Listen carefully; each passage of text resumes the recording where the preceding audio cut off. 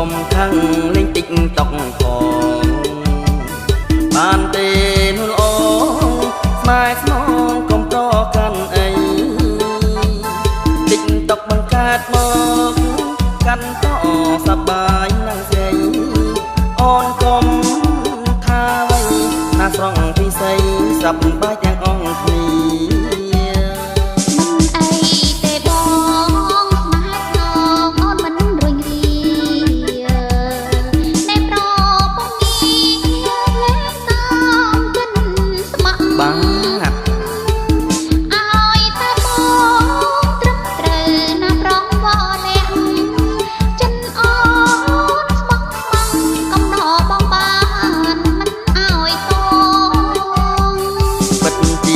សំណាងបានស្គាល់ស្រីល្អឥតខ្ចោះសូមប្រាប់ត្រង់ចុះត្រង់ហើយចិត្តល្អទៀតសូមអរគុណពេញបេះដូងជ្រួនជ្រាបសូមគុំអើក្លៀនយើងខ្មែរដូចគ្នាសន្តំមេត្តា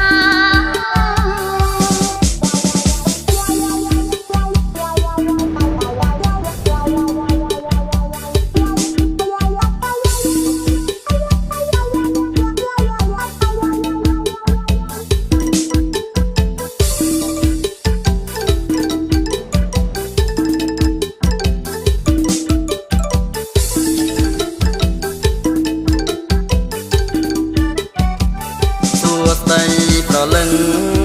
កុំខឹងលេងតិចតុកផងបានទេនោះល្អស្នេហ៍ស្នងកុំតកាន់អីតិចតុកបង្កើតមកកាន់តសប្បាយណាស់ស្រីអូនកុំថាអ្វីណាស្រង់ពិសី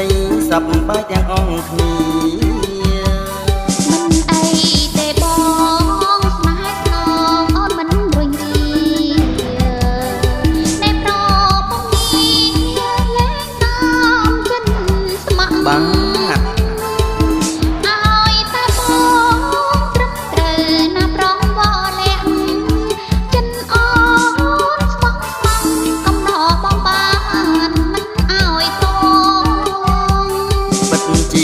សំណាង